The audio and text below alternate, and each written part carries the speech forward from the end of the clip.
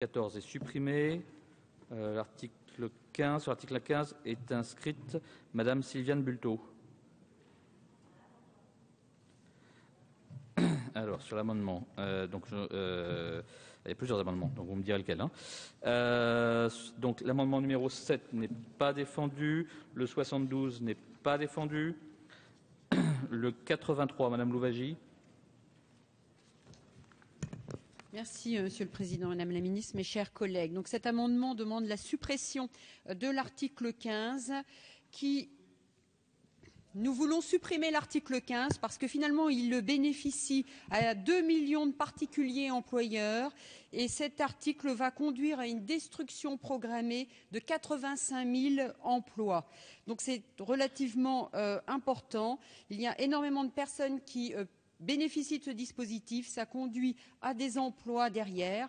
Par ailleurs, ce dispositif qui vient entraîner un surcoût est également accru par le dispositif qui est prévu dans le projet de loi de finances avec un total de réduction d'impôt qui est ramené de 18 000 € et 4% du revenu à une limite de 10 000 €. Donc finalement, ce sont deux dispositifs qui vont dans le même sens et qui contribuent à alourdir les cotisations sociales pour les services à la personne. Donc c'est au détriment des salariés, d'où notre demande de suppression de l'article 15.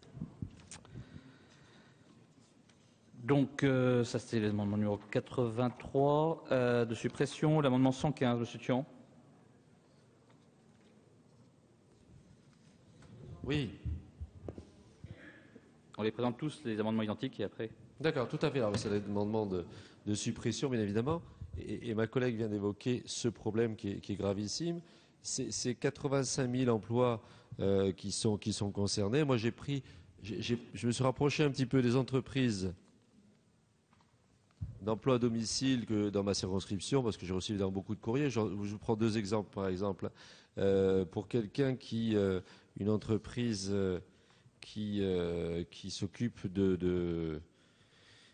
voilà, pour une entreprise de service qui comprend quand même quelques dizaines de salariés, pour la suppression du forfait entraînerait une augmentation immédiate de 80% du montant des cotisations sociales, donc une augmentation de plus de 25% du coût de service. Bon, ça vous donne une idée du coût fatal qui va être porté aux associations. Et dans un autre cas, quelqu'un qui a développé une affaire qui est assez intéressante, qui s'occupe de cours de musique à domicile, qui permet quand même à une centaine de professeurs de musique de compléter leurs activités professionnelles. On vous donnera le nom de l'entreprise si vous le voulez, il n'y a aucun souci. Bon, là, en l'occurrence, ça fait vivre les 100 professeurs de musique en partie, plus 4 salariés à temps plein, donc ce n'est pas rien. Bon, c'est un chiffre d'affaires qui est assez faible, puisque ça représente 400 000 €, donc ce n'est pas une multinationale. Bon, en l'occurrence, la suppression du forfait entraînerait une augmentation immédiate de 300% du montant des cotisations sociales et se traduirait par une hausse de 50% du coût de service. Bon, ben là, il ne s'agit quand même pas d'une multinationale, comme je disais. Il s'agit de rendre service à des professeurs de médecine qui ont beaucoup de mal à vivre de leur art. Là, c'est vrai que ce sont des cours de musique. Bon, c'est quelques-uns des dizaines d'exemples qu'on a reçus. Donc là, je pense qu'une étude aurait été très importante, une étude d'impact notamment, parce que là, il s'agit d'une mesure qui est prise sans étude d'impact. Donc vous en subirez les conséquences, notamment en termes d'emploi et en termes d'emploi à domicile. Donc vraiment, cet article est extrêmement néfaste et nous proposons sa suppression.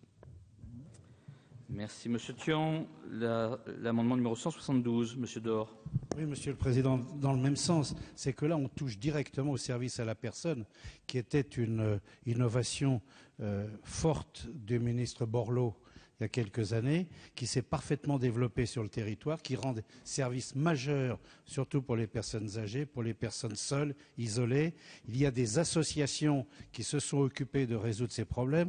Il y a également le problème du chèque emploi-service, le fameux CESU, qui est utilisé. Là, vous touchez au cœur de ce problème des services à la personne. C'est regrettable. Il y a plus de 400 000 emplois en équivalent plein temps. Ce sont des emplois du terrain, sur le terrain, de proximité, et c'est bien dommage, et je crois que vous aussi, vous avez reçu des mails et des lettres des associations, puisque ce sont des associations souvent qui sont porteuses de ces services à la personne. Donc c'est regrettable, et on demande la suppression. Amendement numéro 204 de Monsieur Vercamer. Oui, Monsieur le Président, vous vous doutez bien, puisque le service d'aide à la personne vient de Jean-Louis Borloo, vous doutez bien que le groupe UDI va défendre corps et âme l'amendement de suppression de cet article. c'est quand même le service à la personne est quand même une aide particulière pour les personnes dépendantes, pour les familles.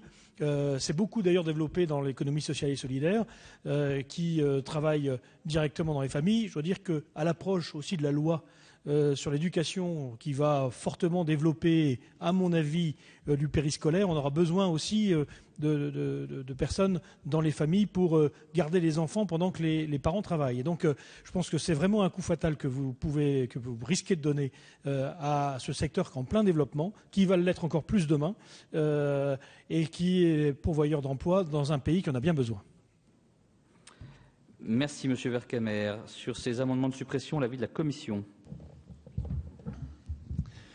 La Commission, Monsieur le Président, a rejeté ces amendements. Je voudrais faire simplement 2 remarques. Seuls un peu plus de 30% des employeurs à domicile choisissaient le forfait jusqu'à maintenant. Et d'autre part, je suis un petit peu étonné d'entendre M. Thian dire que pour les cours de musique à domicile, on choisissait le forfait. C'est au détriment des droits sociaux, d'ouverture future de droits sociaux, et notamment à la retraite, pour ces salariés. Et enfin, dernière remarque, c'est que l'abattement de 8% qui a été inspiré par la Commission des finances et repris par notre Assemblée, cet amendement de 8% va bénéficier à ceux qui sont en déclaration au réel, alors même que vous aviez supprimé l'abattement de 15% autrefois, qui était généralisé pour l'ensemble des services à la personne. En considération, je vous propose de rejeter ces amendements. Merci, Monsieur le rapporteur. Avis du Gouvernement.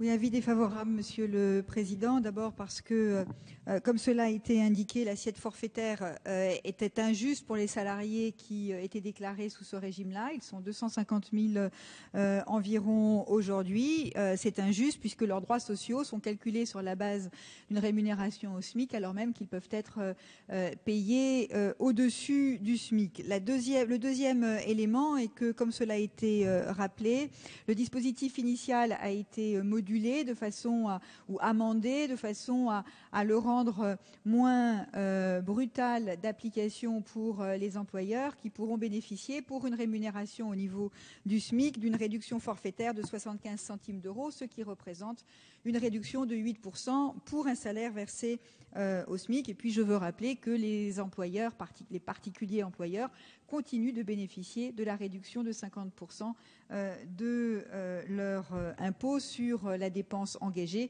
ce qui constitue le principal levier pour l'emploi à domicile. Merci, Madame la Ministre. Sur ces amendements, Madame Bulto. Merci, Monsieur le Président, Madame la Ministre.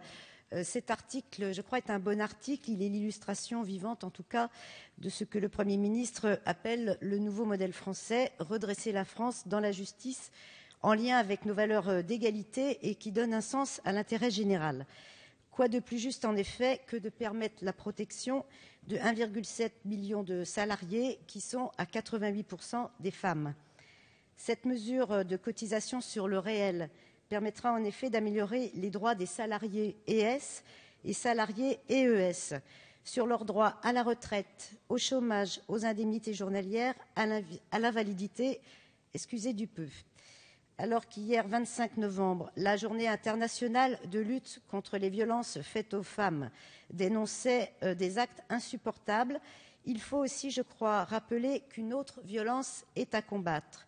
Je parle ici de la pauvreté, de la précarité, de l'insécurité sociale dont sont victimes les femmes, encore plus depuis la crise. Je rappelle que le taux de pauvreté chez les femmes est de 2,4 millions de personnes.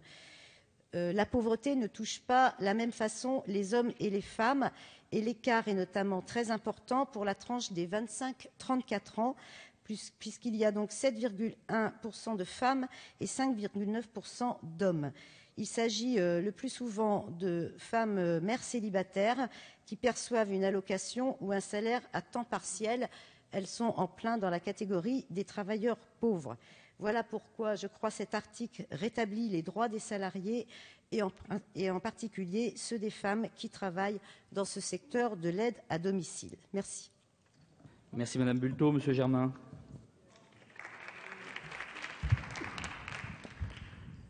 Oui, pour rappeler plusieurs choses. D'abord, M. Borloo a beaucoup de qualités, mais enfin, il ne faut pas lui attribuer toute la politique sociale de ce pays. Le dispositif a été mis en place au début des années 90, à l'époque où il était encore avocat. La deuxième chose, c'est que faut rappeler l'historique de cette mesure. Il y a 2 ans, on vous a beaucoup moins entendu quand il s'agit de supprimer une exonération de 15% des cotisations sur ce dispositif, alors même que cette exonération de 15% avait conduit, et ça a été rappelé avec talent par notre collègue, à un vrai progrès social qui a consisté à faire que les salariés à domicile se sont mis à avoir aux 2 tiers les mêmes droits que les autres salariés, ce qui est fondamental. Aujourd'hui, nous rétablissons une exonération parce que nous refusons de faire porter sur les salariés en les remettant au forfait, puisque c'était ce qui était en train de se produire depuis la suppression de cette exonération. Nous rétablissons une exonération, certes pas totalement au niveau initial, parce que les finances publiques ne le permettent pas, mais de 8% au niveau du SMIC, ce qui permettra, nous l'espérons en tout cas, de continuer à aller dans le sens d'une extension du nombre de salariés qui seront payés au réel et qui auront les mêmes droits. Et puis dernier point, j'entends beaucoup depuis tout à l'heure des amendements de suppression. Donc vous nous dites que vous supprimez des milliards d'ailleurs à l'article 11. Je ne l'ai pas fait observer tout à l'heure, mais M. Thian nous a parlé de 1,5 milliard, Mme Louwagie de 1,3 milliard et le texte écrit de M. Dor de 1,1 milliard. Donc j'observe que vous êtes un peu fâché avec les chiffres en ce moment, mais surtout ce que nous souhaiterions, c'est que vous nous disiez à chaque fois que vous proposez un amendement de suppression, par quoi vous remplacez la disposition. Je crois que ça donnerait lieu à un débat beaucoup plus riche. Merci, Monsieur Germain. Je soumets donc au vote ces amendements de suppression avec avis défavorable de la Commission et du Gouvernement. Quels sont ceux qui sont pour? Contre? Ils sont rejetés. Nous en venons à l'amendement numéro 12 de la Commission. C'est un amendement rédactionnel, Monsieur le rapporteur? Amendement rédactionnel, Monsieur le Président. Avec avis favorable du Gouvernement. Quels sont ceux qui sont pour? Contre? Il est adopté. L'amendement numéro...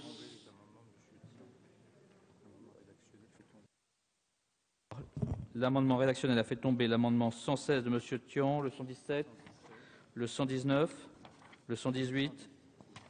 Nous en venons donc à l'amendement numéro 31 qui, je crois, n'est pas défendu. Le numéro 230, Madame Fraisse.